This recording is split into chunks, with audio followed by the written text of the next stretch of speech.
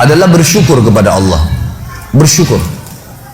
Para ulama salaf kita dari sahabat dan tabi'in, tabi'in, orang-orang saleh yang sudah faham wahyu Al-Quran dan Sunnah, maka mereka selalu lisannya kalau lagi tidak ngomong sama orang dua hal, alhamdulillah atau astagfirullah, terus begitu.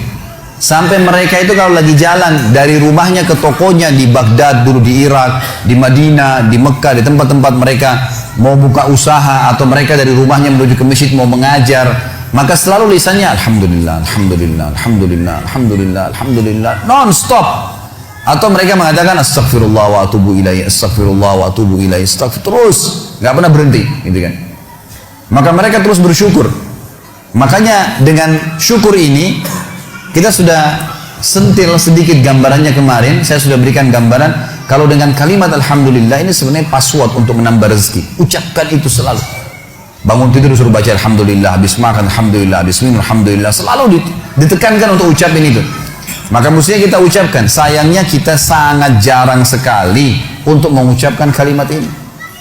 Bahkan teman-teman sekalian, habis sholat wajib saja, yang ada hadis Nabi SAW, siapa yang membaca subhanallah 33, alhamdulillah 33, Allahu Akbar 33, lalu dia genapkan 100-nya membaca la ilaha illallah wahdahu la syarika lah, lahul mulku wal hamdu wa huwa ala kulli syai'in qadir, maka akan diampuni dosanya walaupun sebanyak buih di lautan. Tapi pertanyaannya, siapa yang dapat nih? Padahal kalau untuk baca ini saya pernah pakai durasi menit, teman-teman sekalian. Baca dengan sangat tenang pun, itu 7 menit sudah selesai sebenarnya. Baca ayat kursinya, baca al-ikhlas al-falaq an-nasnya, dengan baca subhanallah, alhamdulillah, Allah akbar masing-masing 33 kali. Maksimal 7 menit. Tapi pertanyaan, siapa yang dapat nih? Karena banyak orang tidak menganggap penting untuk mengucapkan zikir kepada Allah, terutama masalah alhamdulillah. Maka mereka buru-buru sekali. Subhanallah, subhanallah, alhamdulillah, alhamdulillah, alhamdulillah, Allah akbar, Allah akbar, Allah akbar. Apa ini? Bagaimana bisa dapat gitu kan? Bagaimana kalau seandainya Anda sedang kerja di perusahaan ingin minta dinaikkan gajinya? Bagaimana tulisannya itu, permohonannya?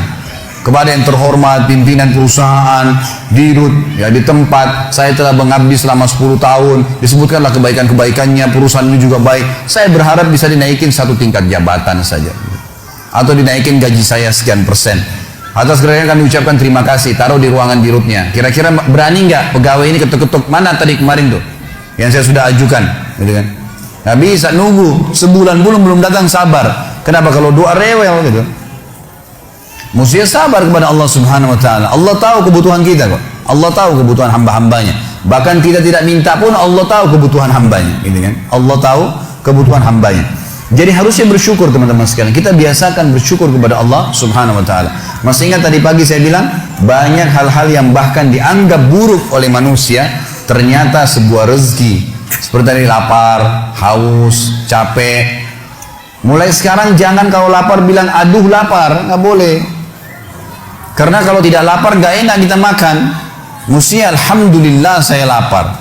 Itu aja mestinya kita syukurin. Hal-hal yang kita anggap buruk juga sebuah nikmat sebenarnya. Karena tanpa lapar tidak enak orang makan. Kalau haus, alhamdulillah saya haus. Karena memang kalau tidak haus nggak enak kita minum. Begitu pula dengan capek, alhamdulillah saya capek. Karena dengan capek enak rasanya tidur itu. Tapi kalau tidak capek kita nggak enak tidurnya, gitu kan? Bahkan kadang-kadang kita gelisah bangun tengah malam karena sudah terlalu banyak tidur. Coba kalau kita capek luar biasa, mestinya lisan kita mengatakan alhamdulillah. Allah menyebutkan dalil tentang pentingnya bersyukur ini di dalam surah Al-Ankabut, surah nomor 29 ayat 17. A'udzubillahi minasyaitonir rajim. Innama ta'buduna min dunillahi awthanan wa takhluquna ifka.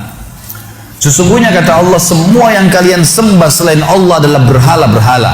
Patunglah, pohonlah, apalah, semuanya itu berhala kata Allah. Dan kalian membuatnya dengan ifka, kedustaan. Orang yang berhala, dia sendiri yang pahat matanya, dia sendiri yang buat hidungnya, dia sendiri yang buat kepalanya, topinya, apalah. Kemudian dianggap, oh ini Tuhan. Gimana cara? Kata Allah, ini ifka, ini kedustaan. Kalian dustain diri kalian sendiri kata Allah. Semua yang kalian sembah selain Allah itu berhala-berhala yang kalian karang-karang, kalian dustain diri kalian sendiri. Dan subhanallah, kebanyakan orang ujung-ujungnya ini karena masalah duit saja. Banyak kita ambil uang lingkup orang Islam saja misalnya. Ada seorang dikenal namanya Badawi di Mesir. Nanti kita tarik ke Indonesia ini contohnya. Badawi ini di Mesir sebenarnya dulunya bukan seorang alim ulama, orang biasa, tapi dikenal di masyarakat. Waktu dia meninggal, karena dia sering baik sama masyarakat, ada satu masyarakat wakafin tanah di kebunnya, ini buat kuburannya si Badawi. Berjalan waktu, ahli waris pemilik kebun menjual tanah-tanah mereka, akhirnya sampai membuat kuburan tersebut berada di pinggir jalan. Lewatlah dua orang yang fasik. Fasik ini muslim lebih banyak dosanya, nggak memikirkan masalah, nggak takut dengan akhirat, nggak takut dengan dosa-dosanya, nggak pernah berpikir masalah neraka. Maka lewat, ban mobilnya pecah pas dekat di seberang kuburan itu, seberang jalan.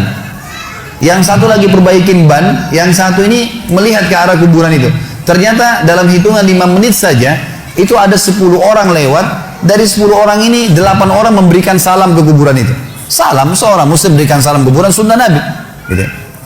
Orang fasik ini mengambil sebuah kaleng tua di dekat mobilnya, kemudian dia menyeberang, ditaruh di dekat kuburan itu, lalu dia pindah ke sebelah. Dilihat sama dia 5 menit ke depan lagi seperti apa. Ternyata dari 10 orang yang lewat, selain memberikan salam, ada 2 orang nitipin duit, masukin ke kaleng bekas itu. Dia bilang sama temannya, sebentar ada proyek nih.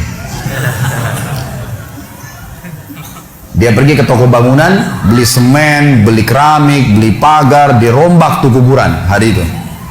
Pasang celengan yang lebih bagus lagi. Dia sama temannya besok duduk di seberang jalan, lihat perkembangan. Ternyata dari pagi sampai sore, di antara orang yang lewat karena kuburan sudah bagus, ada yang berikan salam, ada yang titipin fulus, duit lagi. Kalengnya penuh, gitu kan? Wah, ini proyek nih. Beli tanah di sekitarnya, bebasin tanah itu, bangunin masjid. Dan sekarang teman-teman sekalian, masjid itu bisa menampung sekitar 1000 orang, dan di dalamnya ada kuburan si Badawi tadi. Setiap hari orang berbuat kemusyrikan, minta-minta sama kuburan tersebut, berharap bisa diberikan keselamatan lah, kalau menikah bisa berkah lah, minta sama kuburannya si syekh ini, dan diistilahkan dengan Syekh Badawi. Ini bukan syekh, bukan seorang alim dulu. Sedangkan orang alim aja nggak boleh, apalagi bukan orang alim. Sampai Imam Nawawi rahimahullah. Ini teman-teman, maaf, di Indonesia yang masih banyak melakukan hal-hal seperti ini. Imam Nawawi ini salah satu tokoh mazhab Syafi'iyah. Beliau mengatakan, saya heran pada orang-orang yang minta-minta pada kuburan, walaupun itu adalah orang alim. Sementara di dalam kuburan dalam manusia seperti dia sama, yang sudah jadi tulang belulang. Nabi Muhammad SAW saja kita masih kirimin salawat untuk beliau. Apa itu salawat? Tambahan rahmat dari Allah SWT. Nabi yang sudah diampuni dosanya. Para sahabat, orang soleh kita masih mengatakan radhiyallahu anhum, kita doain. Bagaimana kita tidak mendoakan orang-orang lain? Sesoleh apapun mereka kita harus doain. Itu sunnah Nabi SAW gitu kan. Subhanallah, saya pernah mendatangi sebuah kota di Indonesia ini. Ada satu masjid tua sekali. Saya sholat di situ, dan ini bekas peninggalan kerajaan. Begitu saya keluar dari masjid itu, ada satu ruangan rupanya di sebelah kiri masjid, kecil sekali, mungkin cuma bisa nampung 5-6 orang di dalam, dan ada orang duduk di atas tembok dekat pintunya. Lalu kemudian ditutup pintu tersebut, dia sambil nunggu. Saya lewat, terus saya tanya teman saya, ini tempat apa ini? Dia bilang ini dalamnya kuburan. Terus untuk apa orang itu duduk di atas pintu? Dia bilang itu penjaga pintunya. Terus apa yang dilakukan? Dibukain pintu sama dia, sebentar, nanti antum lihat ada 5 orang yang keluar, di dalam sudah minta-minta kepada kuburan tersebut, nanti gantian lagi 5 orang lagi masuk antri. Begitu terus, gitu kan. Dan akhirnya penjaga kuburan diberikan duit oleh dia. Subhanallah, saya bilang subhanallah, maha suci Allah. Di mana mereka dari sabda Nabi SAW kepada Abdullah bin Abbas, wahai anak kecil, kalau kau minta tolong hanya minta tolong kepada Allah. Di mana mereka dari perkataan Imam Nawawi tadi, kalau mestinya mereka mengirimkan doa untuk orang mati, bukan malah mereka minta-minta kepada mereka. Ada ajaran agama kita jelas, tapi seperti itulah, subhanallah. Dan ujung-ujungnya di belakangnya ternyata pengumpulan dana lagi, gitu kan. Ini banyak orang yang tidak sadar dan membiarkan manusia terjerumus hanya karena ingin mendapatkan rezeki yang dasarnya sebenarnya sudah ada sumbernya, tadi sudah saya jelaskan. Kata Allah Subhanahu wa taala, teman-teman sekalian, innama ta'buduna min dunillahi awthanan wa takhluquna ifka. Semua yang kalian seru selain Allah, maka itu awthan, berhala-berhala, dan kalian membuatnya itu ifka, dengan kedustaan. Innal ladzina ta'buduna min dunillah, semua yang kalian sembah selain Allah, kalian seru minta tolong apapun sama mereka, la yamlikuna lakum rizqa, mereka tidak memiliki rezeki untuk kalian. Fabtagu indallahi rizq, hanya mintalah kepada Allah satu-satunya rezeki itu. Wa'buduhu, dan patuhlah padanya. Yang dia perintahkan kerjakan, yang dia larang tinggalkan, yang halal nikmatin, yang haram tinggalkan. Washkuru lahu, ini saksi bahasan kita, dan syukuri, alhamdulillah, alhamdulillah. Ilaihi turja'un, kalian akan dikembalikan kepadanya nanti. Dalil yang kedua masalah syukur, Ini pilar pertama untuk menambah rezeki itu teman-teman sekalian, bersyukur. Surah Saba, surah nomor 34 ayat 15. Allah Subhanahu wa taala berfirman, A'udzubillahi minasyaitonirrajim. Laqad kana lisaba'in fi maskanihim ayah. Saba ini teman-teman sekalian, surah Saba, surah nomor 34, nama lainnya negeri Yaman. Zaman dulu, di zaman Ibrahim alaihissalam, Saba itu namanya negeri Yaman, gitu kan. Dulu subur sekali negeri Yaman itu. Dan Allah Subhanahu wa taala menceritakan tentang keadaan mereka dalam surah Saba ayat 15 ini. Sesungguhnya di negeri Saba di zaman dulu itu, di kehidupan mereka ada tanda-tanda kebesaran Allah. Jannatani ayyamini wa shimal.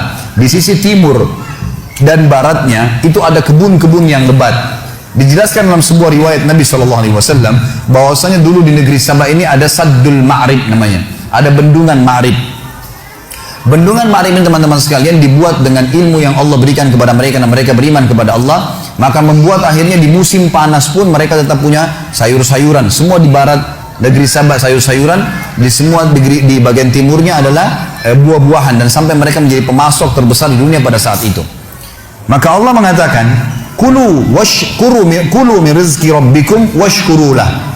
Kata kuncinya, makanlah, nikmatilah itu semua, tapi syukuri, ya, bersyukur kepada Allah. Kata Allah, kalau kalian bersyukur, baldatun tayyibah, negeri kalian pasti akan jadi baik, wa rabbun ghafur, dan kalian akan menemukan Tuhan kalian adalah zat yang